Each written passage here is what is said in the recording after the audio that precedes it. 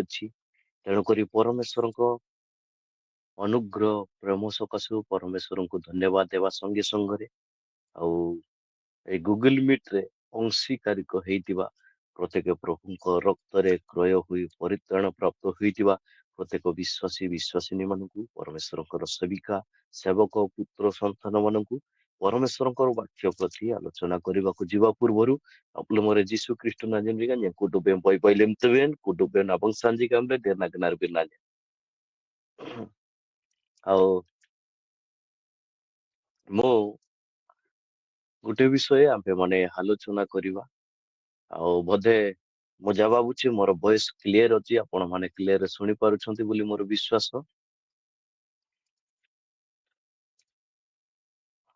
Okay good ଆମେ ଗୋଟେ ବିଷୟ ଟିକେ ଚିନ୍ତା କରିବା ପ୍ରଭୁଙ୍କର ଯୋଜନା ଆମେ ଯେକୌଣସି ସ୍ଥାନରେ ଥିଲେ ମଧ୍ୟ ଆମେ ବିଦେଶରେ ଥାଉ ଅବା ପାର୍ବତ୍ୟ ଅଞ୍ଚଳ ଗୁଡ଼ିକରେ ଗାଁ ମଧ୍ୟରେ ଥାଉ କି ଅଧ୍ୟୟନ କ୍ଷେତ୍ରରେ ଥାଉ କି ଚାକିରି କ୍ଷେତ୍ରରେ ଥିଲେ ମଧ୍ୟ ଆମମାନଙ୍କର ଦିନ ମଧ୍ୟରେ ବ୍ୟତିବ୍ୟସ୍ତତା ଥାଏ ତଥାପି ପ୍ରଭୁଙ୍କର ଅନୁଗ୍ରହ ପ୍ରଭୁଙ୍କର ଯୋଜନା ଆମେ ଉପାସନାକୁ ସିନା ଯାଇପାରୁନୁ ସମୟ କାଢି ପାରୁନୁ ହୋଇପାରେ ଆମ ଠାରୁ ଉପାସନା ଗୃହ ଅନେକ ଦୂରରେ ଅଛି ତଥାପି ଆମମାନଙ୍କର ଗୋଟିଏ ଦର୍ଶନ ଆଗ୍ରହୀ ପ୍ରଭୁ ମାନଙ୍କୁ ଦେଇ ଅଛନ୍ତି ରାତ୍ରି ମଧ୍ୟରେ ନିଜର ପରିଶ୍ରମକୁ ଛାଡି ଆଲିଆରେ ଆସିକିରି ଶରୀରକୁ ବିଶ୍ରାମ ଦେବା ପୂର୍ବରୁ ଅବା ବିଶ୍ରାମ ଦେବା ବଦଳରେ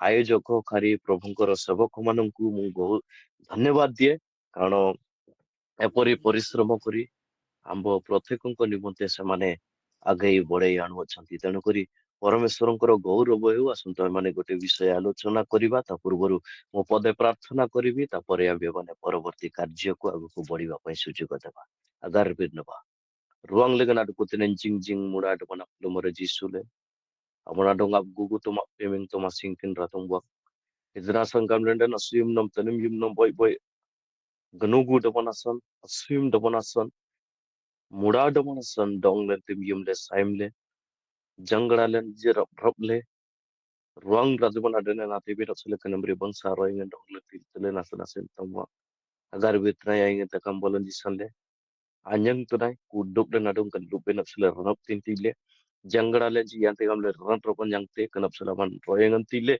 ganugu baranam jalu berap sila saim le patlo im buan ta onnom ji buan ti onnom ji eji suraja bigra darak kunalikan dakule ji jerang de kanambri mobile lingan ganugu baranam jalu berap sila bangsa anand kunan tilelen didar gablen amdong benap sele do birna nam outling benap sele seningkinra baranam jalum benap sele bangsa roying an tilele na sana selta kan roying an seling na masur pe taiwa ku duble na dong aman jendrom len ku duble na dong aman tangar le yanti gamle danukha prada ling len yanti gamle banap yin na yang tai kanankal prada ling len yanti gamle len sanap yu na yang tai do karni da na tamlung len unglinga sering anak din dia ndele jangala diga manare na de tai masaim le ku duble na dong aman tangore tu turen jendrom le der na ondom jatga masaim le an jatga aman tangor aji kan isu sunan do tranda no linga sikoja jangala no bate donglen jangala len ji ile mona le na monati gamde e ji suraji ante abla gugutum kana fela masaim le mongano gunjanga oplu mari ji su anyem ling na makar bit naiwa amen Amen. amen asunta ମାନେ ଗୋଟେ ବିଷୟ Amen.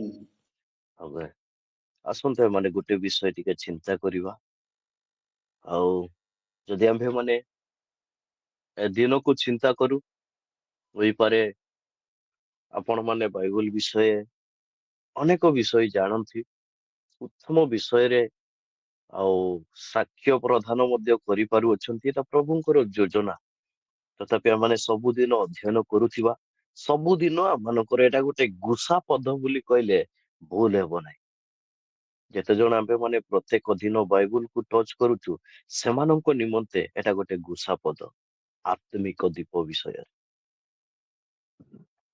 ଆମେ ସମସ୍ତେ ଜାଣିକିରି ଆସିଛୁ ଆଉ ପ୍ରଭୁ ଯୀଶୁ ଜଗତରେ ଥିବା ସମୟରେ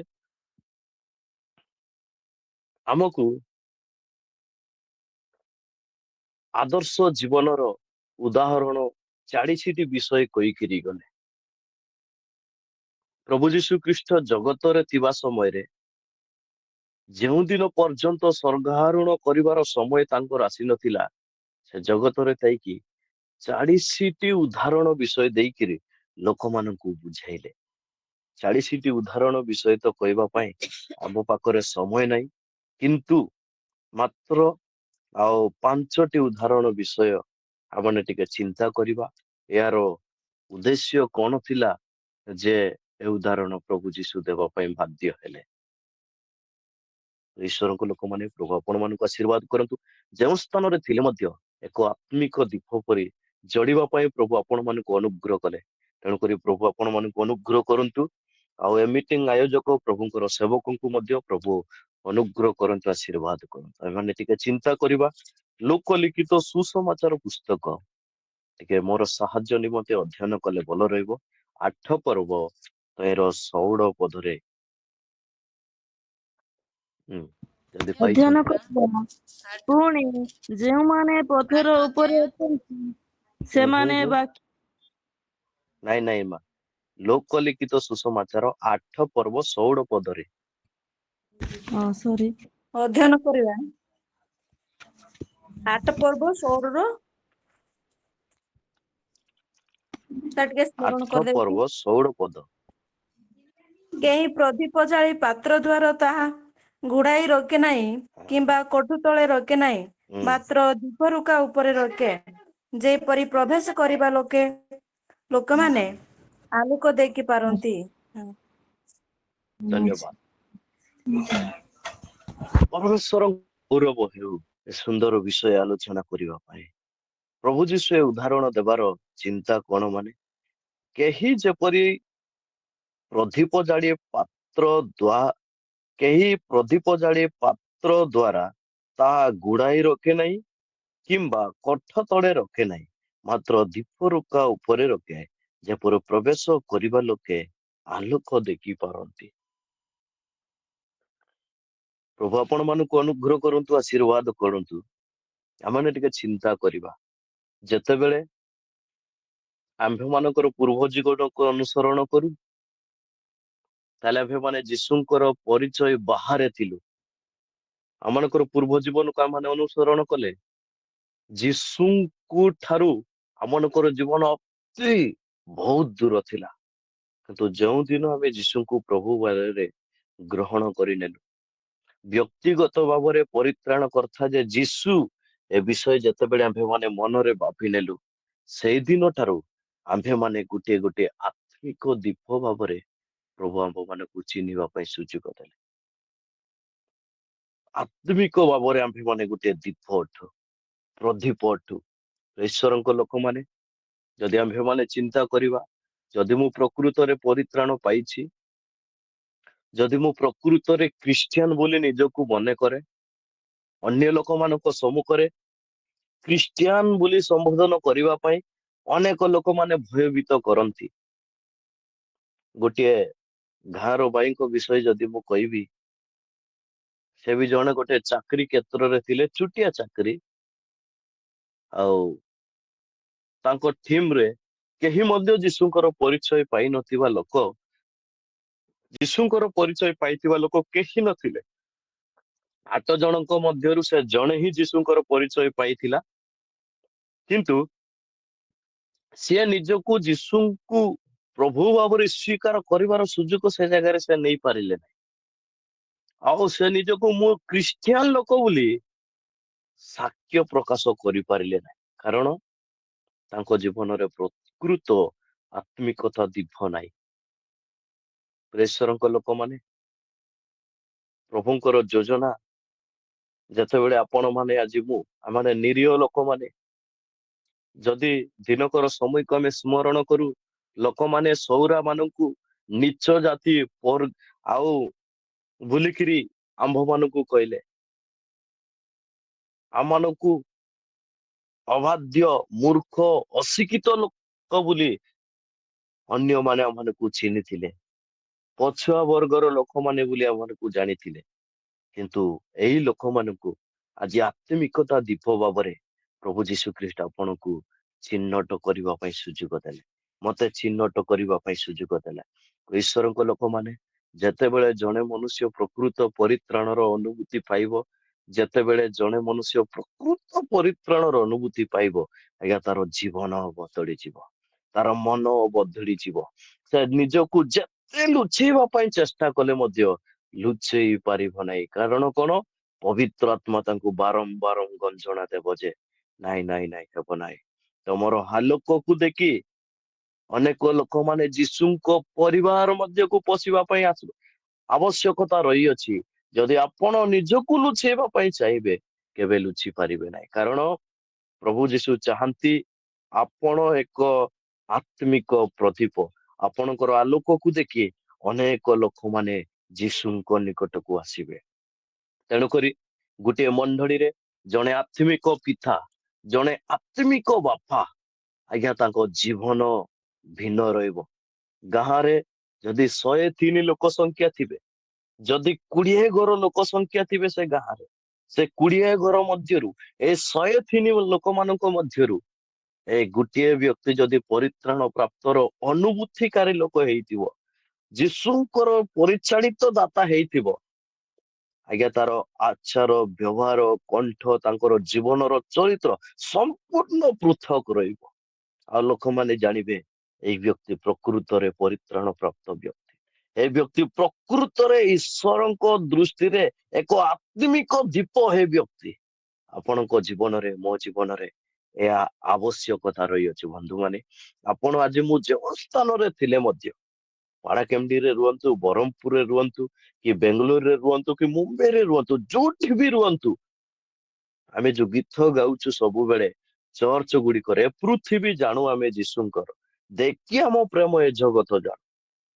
ଏ ପୃଥିବୀ କେବେ ଜାଣିବ ଆପଣଙ୍କୁ ଯୀଶୁ ବୋଲି, ଆଉ ଯୀଶୁଙ୍କର ଜଣେ ପୁତ୍ର ବୋଲି। ଏ ପୃଥିବୀର ଲୋକମାନେ କେବେ ଆପଣଙ୍କୁ ଚିହ୍ନିବେ, ଇଏ ଜଣେ ଯୀଶୁଙ୍କର ବୋଲିକିରି, ଯେବେ ଆପଣ ଆତ୍ମିକତାର ଦୀପ ଜାଳିଥିବେ, ଯେତେବେଳେ ଆପଣ ଆତ୍ମିକତାର ଅନୁସରଣକାରୀ ହେଇଥିବେ, ଯେତେବେଳେ ପ୍ରକୃତ ବାକ୍ୟର ଜୀବନର ଅନୁସରଣ କରତେ ହେବେ, ସେତେବେଳେ ପୃଥିବୀ ଜାଣିବ ଏଇ ମନୁଷ୍ୟ ଭିନ୍ନ ପ୍ରକାର ମନୁଷ୍ୟ, ଏଇ ଲୋକ ଭିନ୍ନ ପ୍ରକାର ଲୋକ।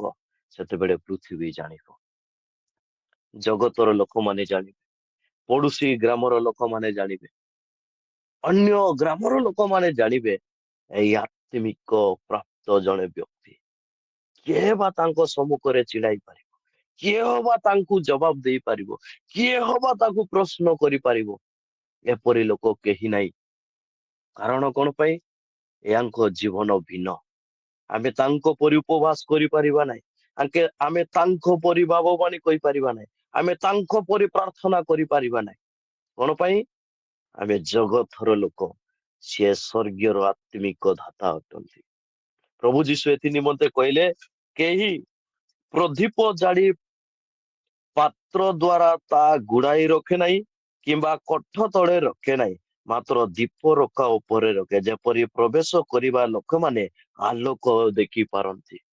ଯେଉଁମାନେ ପ୍ରବେଶ କରିବା ପାଇଁ ଅତି ଆଗ୍ରହ, ଯେଉଁମାନେ ଯୀଶୁଙ୍କୁ ପରିତ୍ରାଣ କର୍ତ୍ତା ଭାବରେ ଗ୍ରହଣ କରିବା ପାଇଁ ଅତି ଇଚ୍ଛୁକ, ସେମାନେ କଣ ଦେଖିକି ଆସିବେ? ଆପଣଙ୍କର ଆତ୍ମିକତା ହାଲୁଅକୁ ଦେଖିକି ଆସିବେ। ସେମାନେ ଆପଣଙ୍କର ଆତ୍ମିକତାର ଅନୁସରଣର ପଥକୁ ଦେଖି ସେମାନେ ଆସିବେ। ତେଣୁକରି ଆଜି ଆମେ ମାନେ ଏପରି ଗୋଟେ ଆକର୍ଷିତର ଆଦର୍ଶ ଜୀବନ କାଟୁ। ଯୀଶୁ ମାନଙ୍କୁ କହିକିରି ଗଲେ, ମୁଁ ଯେତେବେଳେ ସ୍ୱର୍ଗୀୟ ଆରୋହଣ କରିବି, ମୁଁ ଗଲା ପରେ ମୁଁ ଯେତିକି କାମ ଜଗତରେ କଲି, ତାଠାରୁ ଆହୁରି ଅଧିକ କାମ ତମ ହସ୍ତରେ ସମର୍ପଣ କରିକିରି ଯାଉଛି। ପ୍ରଭୁ ଆପଣଙ୍କୁ ମତେ ସେ ସୁଯୋଗ ଦେଲେ। ପ୍ରଭୁ ମତେ ପୁଣି ଆପଣଙ୍କୁ ସେ ଦାୟିତ୍ୱ ଦେଇଛନ୍ତି, କଣ? ଏକ ଆତ୍ମିକର ଦୀପର ଆଦର୍ଶ ଜୀବନ କାଟିବା ପାଇଁ। ଆପଣ ଯେଉଁ ସ୍ଥାନରେ ଥିଲେ ତାହନ୍ତୁ କି ଜାଣି ପଛେ, କିନ୍ତୁ ଜଗତ ଦୃଷ୍ଟିରେ, ପୁଣି ପ୍ରଭୁ ଯୀଶୁଙ୍କ ଦୃଷ୍ଟିରେ ଆମେ ଏକ ଆତ୍ମିକର ଆଦର୍ଶ ଦୀପ ହେବା ଆବଶ୍ୟକତା ରହିଅଛି। ଗୋଟେ ବିଷୟ ଟିକେ ଦେଖିବା। 11 ପର୍ବ, ଲୁକ ଲିଖିତ 11 ପର୍ବ ଆଉ 33 ପଦରେ ମଧ୍ୟନ କରୁଛି, ଆପଣ ମାନେ ଦେଖନ୍ତୁ। ଲେଖାଯାଏ 11 ପର୍ବ 33 ପଦରେ, କେହି ଦୀପ ଜାଳି ଗୁପ୍ତ କୁଠିରିରେ କିମ୍ବା ମାଣ ତଳେ ରଖେ ନାହିଁ, ମାତ୍ର ଦୀପ ରୁକା ଉପରେ ରଖେ, ଯେପରି ଭିତରେ ପ୍ରବେଶ କରିବା ଲୋକମାନେ ଆଲୋକ ଦେଖିପାରିବେ। ଈଶ୍ୱରଙ୍କ ଲୋକମାନେ, ଆଜି ଆମ୍ଭେମାନେ ଉପାସନାକୁ ଯାଉଛୁ, ଚର୍ଚ୍ଚକୁ ମନା ନାହିଁ, ସଭା ସମିତିକୁ ଯାଉଛୁ ମନା ନାହିଁ, କିନ୍ତୁ ଆଜି ମଧ୍ୟ ଏପରି ମଣ୍ଡଳୀ ଅଛି ଆତ୍ମିକତା ଦୀପ ସମ୍ପୂର୍ଣ୍ଣ ଲିଭି ଅଛି। ଏ ଆତ୍ମିକତା ଦୀପ ଯଦି ଲିଭି ଯାଇଅଛି, ତାହେଲେ ଯେଉଁମାନେ ଆଉ ଯୀଶୁଙ୍କର ପ୍ରେମ ପରିତ୍ରାଣର ପଥରେ ପ୍ରବେଶ କରିବା ପାଇଁ ଇଚ୍ଛୁକ ହେବେ, ସେଇ ସମୟରେ ଯଦି ଆପଣଙ୍କର ଆତ୍ମିକତାର ଦୀପ ନାହିଁ, ସେମାନଙ୍କ ଜୀବନରେ ବ୍ୟାକସ୍ଲାଇଡ୍ ହେବାର ସମ୍ଭାବନା ରହିଛି।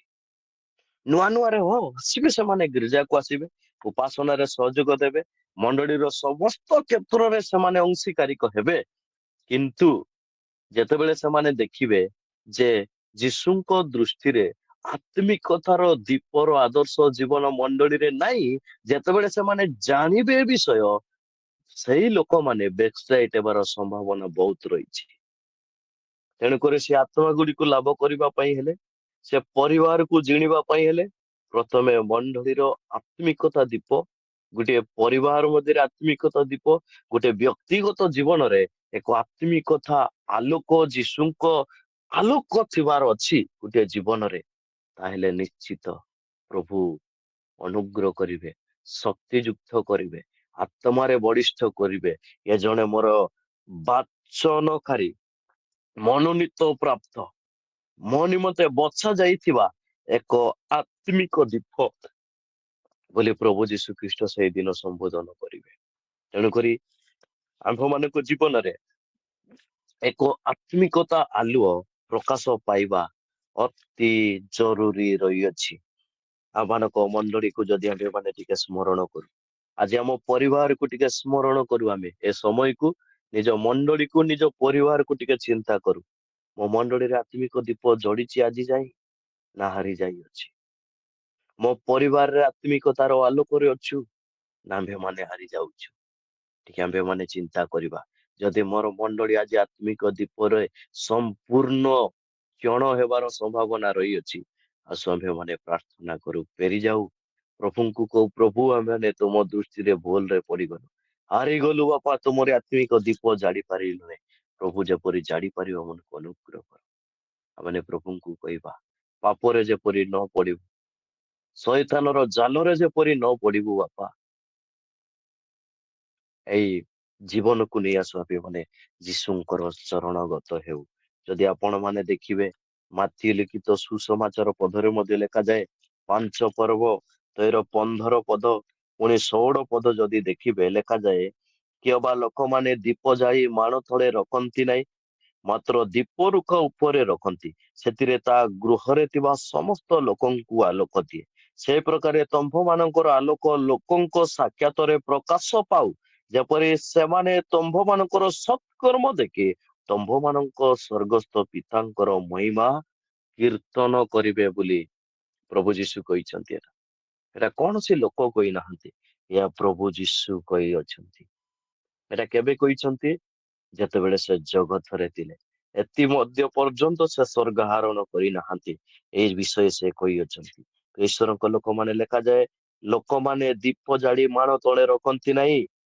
ଆପଣ ମାନେ ଆତ୍ମିକତାର ଦୀପ ପାଇ କାହିଁକି ନିଜକୁ ଲୁଚାଉଅଛ? କାହିଁକି ନିଜକୁ ଇଏ ମନେ କରୁଅଛ? ଆସ, ବାହାରିକି ଆସ, ଆପଣଙ୍କର ଦୀପ ଦେଖି ସେଥିରେ ଆଉ ସମସ୍ତ ଲୋକକୁ ଯେପରି ଆଲୁଅ ଦେବ, ସେ ଆଲୋକ ଦ୍ଵାରା ଯେପରି ଆକର୍ଷିତ ହେବେ ଲୋକମାନେ ଯୀଶୁଙ୍କ ନିକଟକୁ ଯିବା ପାଇଁ। ଏ ବର୍ଷ ଆମ୍ଭମାନଙ୍କ ନିମନ୍ତେ ଏକ ଜାଗ୍ରତର ବର୍ଷ ଅଟେ। ଏ ବର୍ଷ ଆମ୍ଭମାନଙ୍କ ନିମନ୍ତେ ଏକ ପ୍ରସ୍ତୁତି କାଳୀନର ବର୍ଷ ଅଟେ। ତେଣୁକରି ଏ ଜାଗ୍ରତର ବର୍ଷ ମଧ୍ୟରେ, ଏ ପ୍ରସ୍ତୁତର ସମୟର ବର୍ଷ ମଧ୍ୟରେ ଅନ୍ତତଃ ଆମମାନେ 100 ଜଣଙ୍କୁ ତ ଲାଭ କରି ନପାରୁ, 50 ଜଣଙ୍କୁ ତ ଲାଭ ନ କରିପାରୁ, ଅନ୍ତତଃ ଆମମାନଙ୍କର ଆତ୍ମିକ ଆଲୁଅ ଦେଖିକି ଅନ୍ତତଃ ଗୋଟିଏ ଆତ୍ମା ବଞ୍ଚୁ ଆମ ମଣ୍ଡଳୀରେ। ଯେଉଁମାନେ ଆଜି ଦୋଭ ନେଇକିରି ବ୍ୟାକସ୍ଲାଇଡ୍ ହେଇକି ମଦ ପାଣି ନିଶା ସେବନରେ ପଡିଗଲେ, ଯେଉଁମାନେ ଆଜି ମଣ୍ଡଳୀର ଏକ ବିଶ୍ୱାସୀ ହୋଇକି ମଧ୍ୟ ବିଶ୍ୱାସରେ ଗଣନା ପାଇ ମଧ୍ୟ ଉପାସନାରେ ସହଯୋଗ ନାହିଁ, ମଣ୍ଡଳୀର ସହଯୋଗ ଥା ନାହିଁ। ଆଉ ପରମେଶ୍ୱରଙ୍କର ଲୋକମାନଙ୍କର ଅଂଶୀ ହେବାର ଦାୟିତ୍ୱ ତାଙ୍କ ଜୀବନରେ ନାହିଁ। ଯୀଶୁଙ୍କ ଠାରୁ ସମ୍ପୂର୍ଣ୍ଣ ଦୂରରେ ଯେ ଯାଇଛି, ଅନ୍ତତଃ ତାଙ୍କୁ ଆମେ ବୁଝେଇ ପାରିବା। କଣ ପାଇଁ? ଆମେ ପରା ପରିତ୍ରାଣ ପାଇଲୁ। ଆମେ ପରା ଯେତେବେଳେ ଯୀଶୁଙ୍କୁ ପରିତ୍ରାଣ କର୍ତ୍ତା ଭାବରେ ବିଶ୍ୱାସ କଲୁ, ସେଇ ଦିନଠାରୁ ଏକ ଆତ୍ମିକ ଦୀପର ଏକ ଆଦର୍ଶ ଜୀବନ ରୂପକାରିଣୀ ଭାବରେ ପ୍ରଭୁ ଆମମାନଙ୍କୁ ଚିହ୍ନିଲେ। ଅନ୍ତତଃ ସେତିକି କାମ ଆମେ କରିବା। ଆମ ଅନ୍ତତଃ ମଣ୍ଡଳୀକୁ ବଞ୍ଚେଇବା। କିଏ ମାନୁ କି ନ ମାନୁ ପଛେ, କିଏ ଆମ୍ଭମାନଙ୍କର କଥା ଶୁଣୁ କି ନ ଶୁଣୁ ପଛେ, ଅନ୍ତତଃ 100 ଲୋକମାନଙ୍କ ମଧ୍ୟରୁ ଜଣେ ତ ଅନ୍ତତଃ ଶୁଣିବ ଆମର କଥା। ଅନ୍ତତଃ ସିଏ ତ ରକ୍ଷା ପାଉ। ଅନ୍ତତଃ ସିଏ ତ ଆମମାନଙ୍କ ପରାମର୍ଶରେ ମନୋଯୋଗୀ ହେଉ ଯୀଶୁଙ୍କ ଦୃଷ୍ଟିରେ।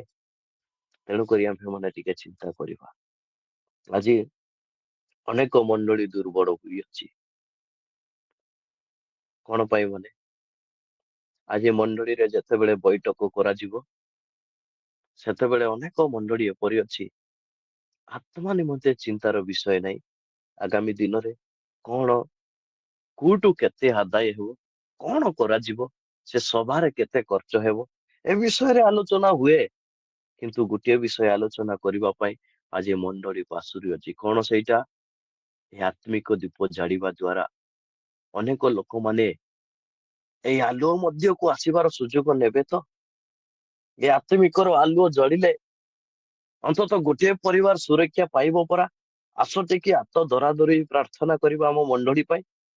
ମଣ୍ଡଳୀର ଲିଡରସିପ ମାନେ ଅନେକ ମଣ୍ଡଳୀ ଅଛି, ହାତ ଧରାଧରି ମିଳିତ ପ୍ରାର୍ଥନା ରହିଅଛି। କିନ୍ତୁ ଅନେକ ମଣ୍ଡଳୀ ଏପରି ମଧ୍ୟ ରହିଅଛି ଆଉ ମିଳିତର ପ୍ରାର୍ଥନାର ଅବହେଳା, ଯାଦ୍ୱାରା ଆଜି ବିଶ୍ୱାସୀ ମାନେ ବ୍ୟାକସ୍ଲାଇଡ୍ ହେବାର ସମ୍ଭାବନା ରହୁଅଛି। ଅନେକ ଲୋକମାନେ ଆଉ ଉପାସନାର ଠାରୁ ଦୂରରେ ଅଛନ୍ତି, ଯୀଶୁଙ୍କ ଠାରୁ ଦୂରରେ ଅଛନ୍ତି। ସେମାନଙ୍କୁ ଯଦି କହିବେ ଆମେ ଆଗରୁ ଜାଣିଛୁ ଯୀଶୁ, ସେମାନଙ୍କୁ କେମିତି କହିବା, କେମିତି ବୁଝେଇବା ସେମାନଙ୍କୁ? ଟିକେ ଆମ୍ଭେ ମାନେ ଚିନ୍ତା କରିବା। ଗୋଟେ ବିଷୟ ଟିକେ ଦେଖିବା, ଗାଲାତି ପୁସ୍ତକକୁ ଟିକେ ଆଉ ଯିବା। ଯଦି ପାଇଛନ୍ତି ଦେଖିବେ, ଗାଲାତି ପୁସ୍ତକ ତହିଁର 6 ପର୍ବ ଆଉ ପରମେଶ୍ୱରଙ୍କର ବାକ୍ୟ କହି ଆମ୍ଭମାନଙ୍କୁ ଗାଲାତି ପୁସ୍ତକ 6 ପର୍ବ ତହିଁର 6 ରୁ 10 ପର୍ବ ପର୍ଯ୍ୟନ୍ତ ମୁଁ ଅଧ୍ୟୟନ କରୁଛି। ଗୋଟେ ବିଷୟ ଟିକେ ଚିନ୍ତା କରିବା। କିନ୍ତୁ ଯେ ଈଶ୍ୱରଙ୍କ ବାକ୍ୟରେ ଶିକ୍ଷା ପ୍ରାପ୍ତ ହୁଏ, ସେ ଶିକ୍ଷାଦାତାଙ୍କୁ ସମସ୍ତ ଉତ୍ତମ ବିଷୟର ସହଭାଗୀ କରାଉ।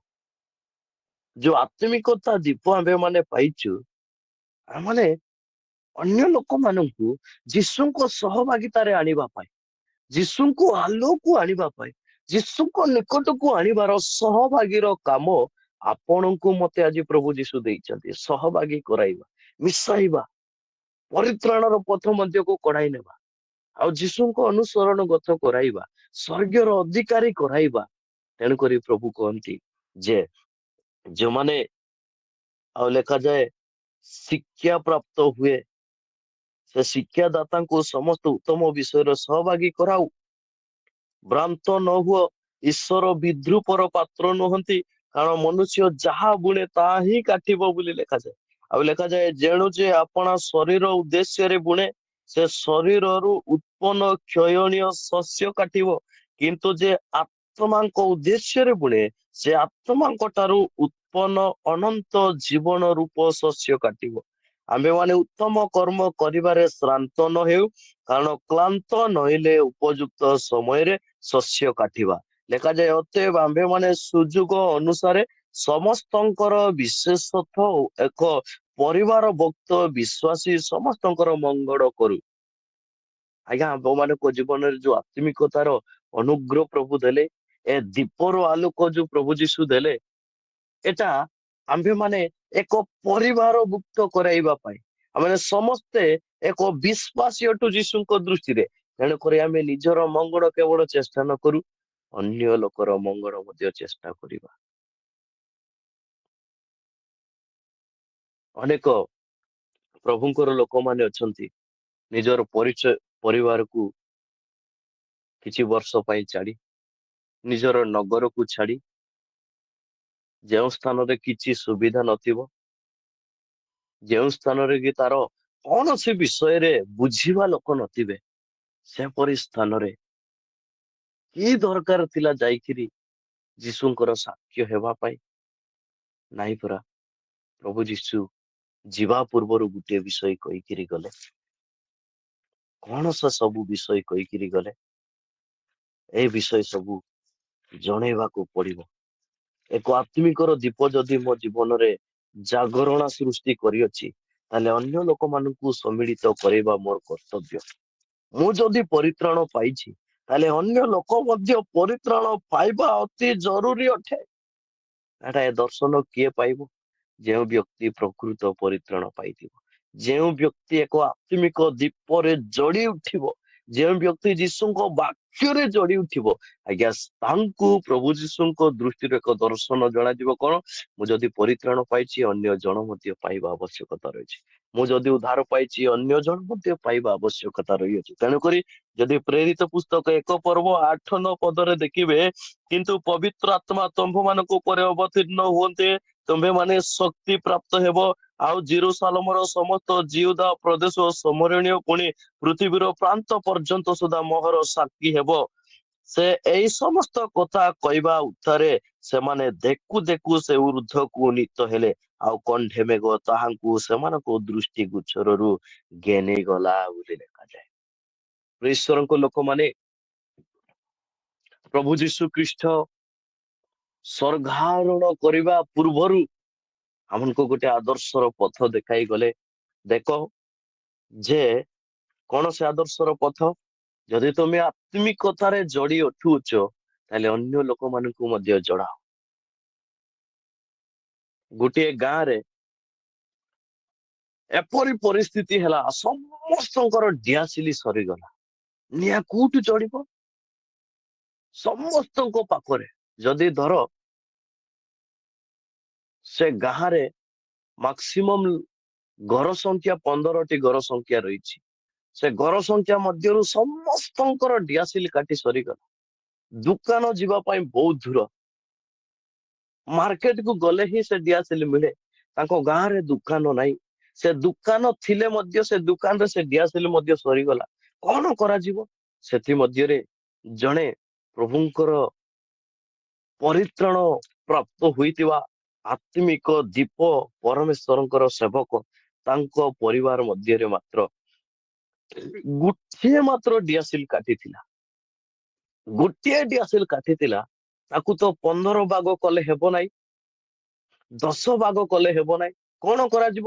ପ୍ରଥମେ ସେଇ ପ୍ରଭୁଙ୍କର ଲୋକ ତାର ନିଜ ଘରେ ପ୍ରଥମେ ଜାଳିବ।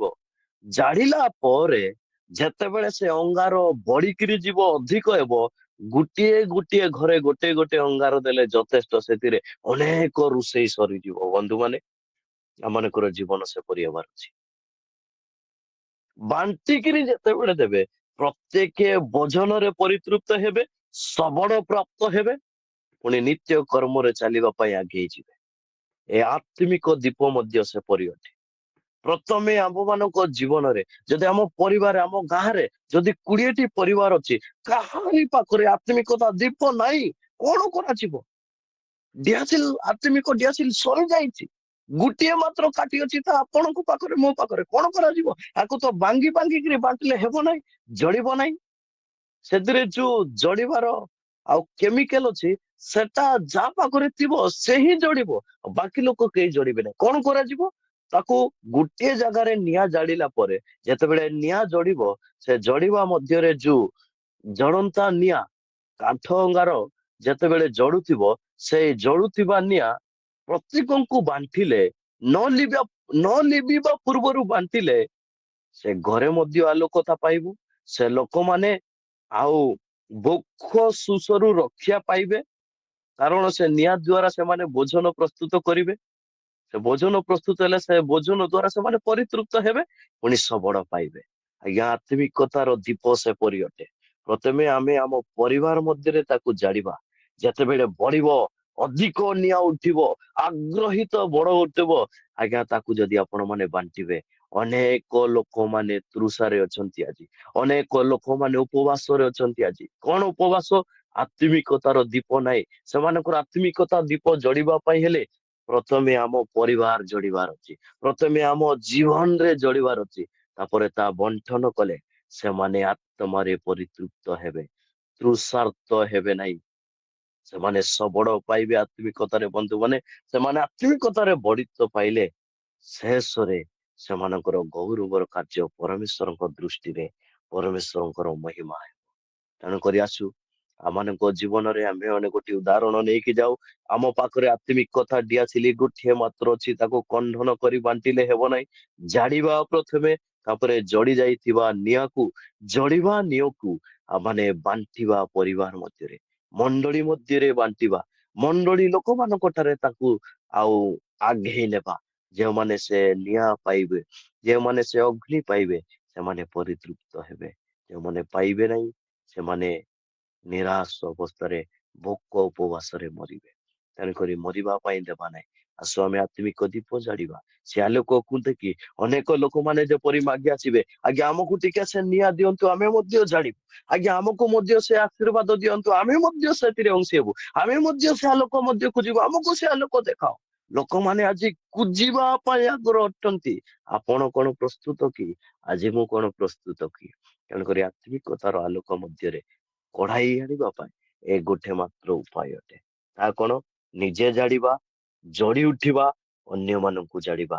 ସେମାନେ ମଧ୍ୟ ଜଳି ଉଠିବେ, ପରିତ୍ରାଣ ପାଇବେ, ପାପରୁ ଉଦ୍ଧାର ପାଇବେ, ନରକରୁ ରକ୍ଷା ପାଇବେ, ବିନାଶରୁ ରକ୍ଷା ପାଇବେ, ସକଳ ଅବସ୍ଥାରୁ ଉଦ୍ଧାର ପାଇବେ। ଯୀଶୁଙ୍କର ପ୍ରଦୀପ ଆତ୍ମିକ ହାଲ୍ୟ ମଧ୍ୟରେ ଅଂଶୀ ପାଇବେ। ଏଟା ହଉଛି ଆମମାନଙ୍କର ଦର୍ଶନ, ଏଟା ଆମମାନଙ୍କର ଚିନ୍ତା, ଏଟା ଆମମାନଙ୍କର ବିଜନ। ତେଣୁକରି ଆମ୍ଭେମାନେ ଏ ଦର୍ଶକୁ ନେଇ ଆଗକୁ ଯିବା। ଏଇ ଦର୍ଶନର ଚିନ୍ତାକୁ ନେଇ ଆମେ ଆଗକୁ ବଢିବା, ମଣ୍ଡଳୀକୁ ଜାଣିବା, ଆଉ ଆମମାନଙ୍କର ପଡୋଶୀ ପରିବାରକୁ ଜାଣିବା, ଆମମାନଙ୍କର ପରିବାରକୁ ଜାଣିବା, ପରମେଶ୍ୱରଙ୍କର ଗୌରବ କରିବା। ଆମମାନଙ୍କର ପାଖରେ ସମୟର ଅଭାବ, ପରମେଶ୍ୱରଙ୍କର ଯୋଜନା କେମିତି କି ଜାଣି ଅଛି, କେବେ ଆସିବେ ଜଣା ନାହିଁ, କାହାକୁ କେମିତି ଆସିବେ ଜଣା ନାହିଁ। ବାଇବଲକୁ ଯଦି ଆମ୍ଭେମାନେ ଅଧ୍ୟୟନ କରିବା, ଆଉ ପରମେଶ୍ୱରଙ୍କର ବାକ୍ୟ କହେ, ଆଉ ସେ ରାତ୍ରିରେ ଆସିବେ କି ଦିନ ବେଳେ ଆସିବେ, ନା କୁକୁଡା ଡାକିବା ବେଳେ ଆସିବେ, କେବେ ଆସିବେ କାହାକୁ ଜଣା ନାହିଁ। ତେଣୁକରି ସଚେତନ ହୋଇ, ଜାଗ୍ରତ ରହି ଆମମାନେ ପରମେଶ୍ୱରଙ୍କର ଗୌରବ କରୁ କରୁ ଆସୁ ଆମ୍ଭେମାନେ ଆତ୍ମିକ ଦୀପ ଜାଣିବା ପାଇଁ ଆରମ୍ଭ କରୁ। ଯଦି ଆମ୍ଭେମାନେ ଉପାସନାରେ ସହଯୋଗ ହେଉଅଛୁ ସବୁବେଳେ, ଆମମାନେ ଏ ବିଷୟ ଚିନ୍ତା କରିନଥିଲୁ, କିନ୍ତୁ ଆଜିଠୁ ଗୋଟେ ନିଷ୍ପତ୍ତି ନେଇକି ଯିବା। ମୁଁ ପ୍ରଥମେ ଦିଆସିଲି ଜାଳିବି, ଅନ୍ୟମାନଙ୍କୁ ବାଣ୍ଟିବି। ମୁଁ ପ୍ରଥମେ ନିଆଁ ଜାଳିବି, ଅନ୍ୟ ଲୋକମାନଙ୍କୁ ଜଳେଇବି। ଏ ଚିନ୍ତାକୁ ନେଇ ଆମ୍ଭେମାନେ ଆଗକୁ ବଢିବା, ପରମେଶ୍ୱରଙ୍କର ଗୌରବ କରିବା, ପରମେଶ୍ୱରଙ୍କର ଆରାଧନା କରିବା। ପ୍ରଭୁ ଆପଣମାନଙ୍କୁ ଅନୁଗ୍ରହ କରନ୍ତୁ, ଆଶୀର୍ବାଦ କରନ୍ତୁ, ଆପଣମାନଙ୍କ ସହବର୍ତ୍ତୀ ହୁଅନ୍ତୁ। ପ୍ରଭୁ ଆପଣମାନଙ୍କୁ ସକଳ କାର୍ଯ୍ୟରେ, ଆପଣମାନଙ୍କ ଜୀବନର ସକଳ ମହିମାରେ ପରିତୃପ୍ତ କରନ୍ତୁ। ଅନେକ ବିଷୟରେ ଆଲୋଚନା କରିବାର ଚିନ୍ତା, କିନ୍ତୁ ସମୟ ଅଭାବ। ତେଣୁକରି ପ୍ରଭୁ ଆପଣମାନଙ୍କୁ ଆଶୀର୍ବାଦ କରନ୍ତୁ, ଅନୁଗ୍ରହ କରନ୍ତୁ। ଗୋଟିଏ ଦର୍ଶନ ରହୁ ଯେ ଆମେ ଜାଣିବା, ଅନ୍ୟକୁ ଜଣାଇବା। ଏ ବାକ୍ୟ ପ୍ରତି ପ୍ରଭୁ ଆପଣମାନଙ୍କୁ ଆଶୀର୍ବାଦ କରନ୍ତୁ। ଧନ୍ୟବାଦ। ପ୍ରଭୁ ଗୌରବ ପାଆନ୍ତୁ। କୁଡବେନ୍ ଲେମ୍ତେବେନ୍।